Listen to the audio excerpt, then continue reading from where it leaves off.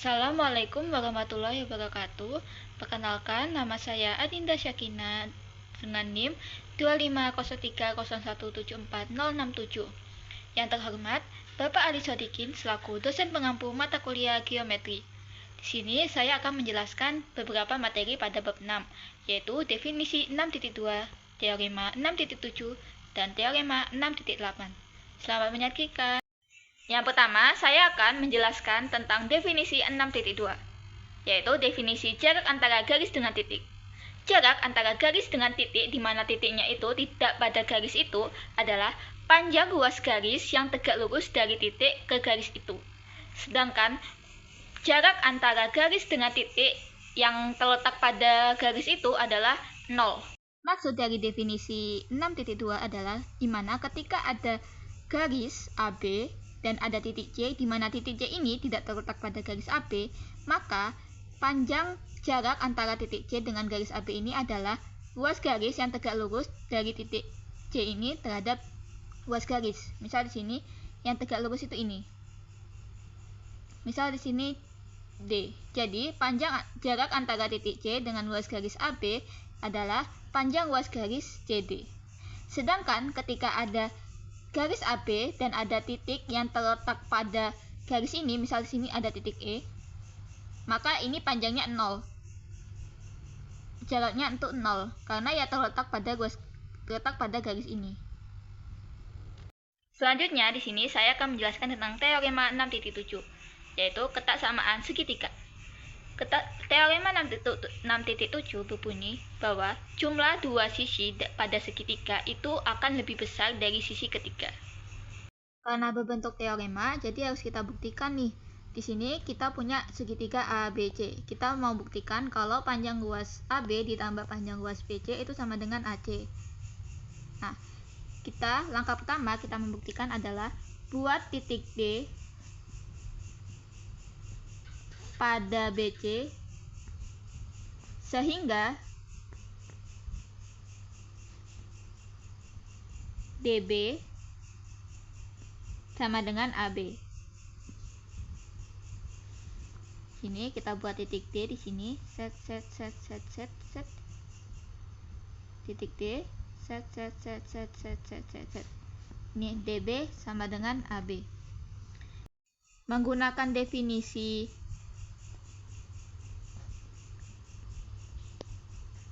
keantaraan, DC itu sama dengan DB ditambah BC. DC sama dengan DB tambah BC. Karena tadi DB sama dengan AB, maka DC itu sama dengan AB plus BC. Dan menurut postulat penjumlahan sudut,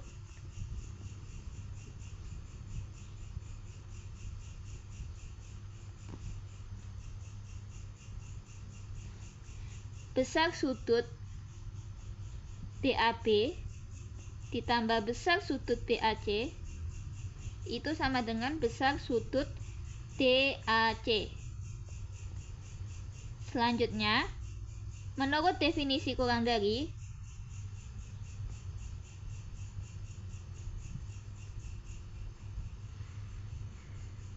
besar sudut DAB itu kurang dari besar sudut DAC. Karena tadi kan ini ditambah ini itu DAC. Jadi pasti DAB itu kurang dari DAC. Nah, kemudian yang keenam, kalau kita lihat di sini, ini itu membentuk segitiga ABD. Nah, ini tadi kan DB sama dengan AB. Berarti ini itu membentuk segitiga sama kaki karena ada dua yang kongruen. Nah, karena tadi dua ini kongruen, maka sudut di depan sisi-sisi yang kongruen ini, misal DB di depan sudutnya, sudut di depan ruas garis DB itu sudut DAB, sedangkan sudut di depan ruas garis AB itu ADB. maka kedua sudut di depan sisi yang kongruen ini pasti dia juga kongruen.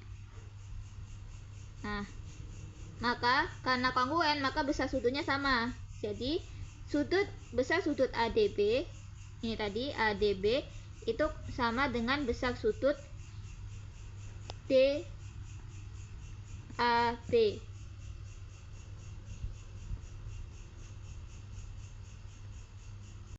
Tadi kan dijelaskan bahwa besar sudut DAB itu lebih kecil dari besar sudut DAC.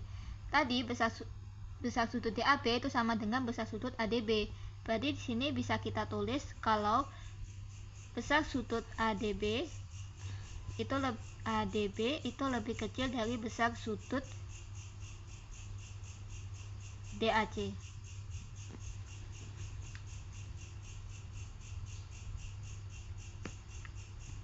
Nah, selanjutnya besar sudut DAC itu lebih besar kan dari besar sudut ADC, sehingga ini mengakibatkan DC lebih besar dari AC. DC lebih besar dari AC. Selanjutnya DC tadi kita tahu bahwa AB plus BC, berarti sini AB plus BC itu lebih besar dari AC. Sini maka terbukti teorema ini kalau penjumlahan dari dua sisi segitiga itu lebih besar dari sisi ketiganya. Selanjutnya di sini saya akan menjelaskan tentang teorema 6.8. Teorema tersebut berbunyi, jika dua sisi berturut-turut pada segitiga pertama itu kongruen dengan dua sisi pada segitiga kedua, dan sudut apit pada segitiga pertama itu lebih besar dari sudut apit segitiga kedua, maka panjang sisi di depan segitiga pertama akan lebih panjang daripada sisi di depan segitiga kedua. Karena berbentuk teorema, jadi harus kita buktikan nih. Di sini diketahui ada segitiga ABC dan segitiga DEF, di mana itu AB kongruen dengan DE dan AC kongruen dengan DF. Serta besar sudut ampit pada segitiga pertama itu sudut A kongruen dengan besar sudut ampit lebih besar dari sudut apit segitiga kedua. Nah, cara membuktikannya yang pertama kita membuat sinar garis aki sedemikian sehingga sudut QAC itu dia kongruen dengan sudut EDF. Nah, kita buat ya sinar garisnya seperti ini, AQ.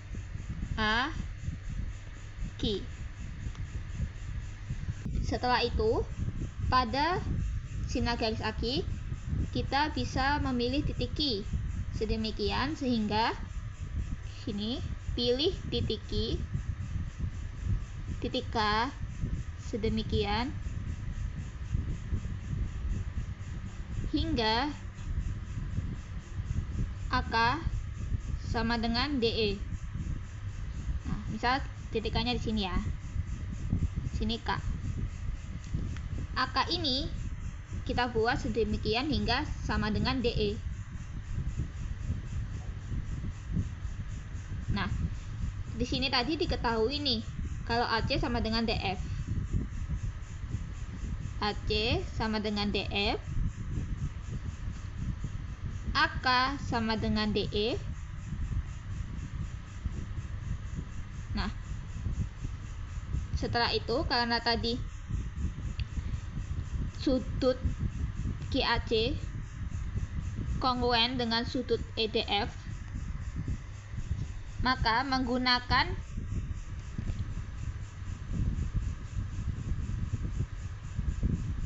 teorema sisi sudut sisi, maka segitiga AKC akan kongruen dengan segitiga DEF. Ini AKC akan kongruen dengan segitiga DEF.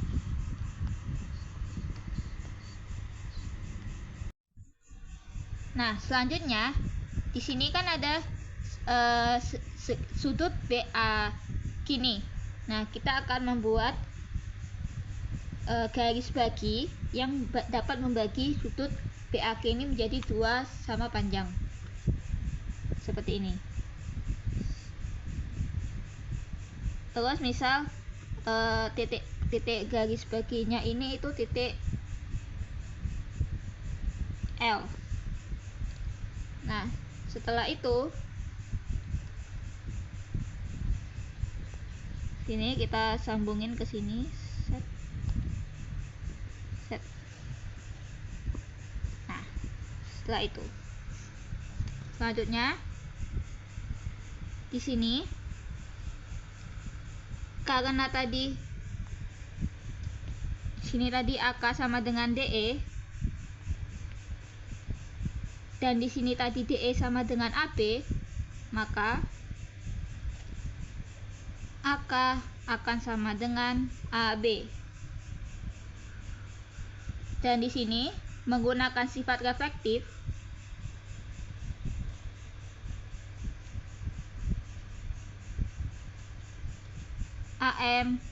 AL akan sama dengan LA. Sifat refleksif. Kemudian karena tadi kan kita membagi sudut A sama besar nih, berarti sudut BAL akan kongruen dengan sudut LAK.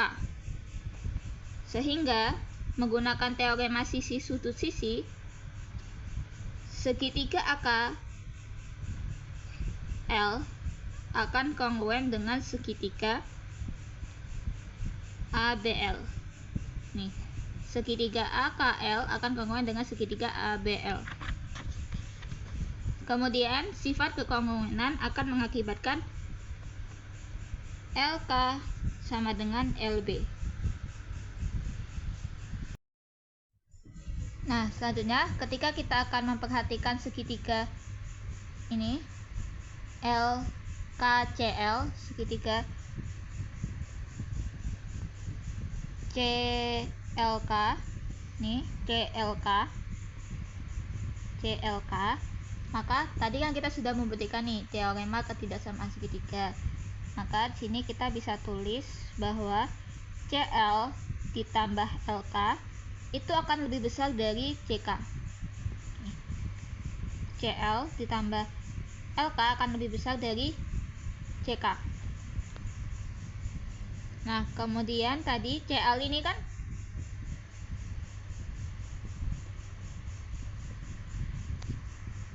tadi LK itu kan sama dengan LB. Berarti CL ditambah LB itu akan lebih besar dari CK. Nah, CL ditambah LB itu kan CB. Berarti di sini CB lebih besar dari CK. Tadi kan kita sudah buktikan nih kalau segitiga AKC itu sama dengan segitiga kongruen dengan segitiga DEF. Maka kita menggunakan sifat kekongruenan, maka kita bisa menentukan kalau CK itu akan sama dengan EF. Tadi ini CK kan, berarti CB itu lebih besar dari EF.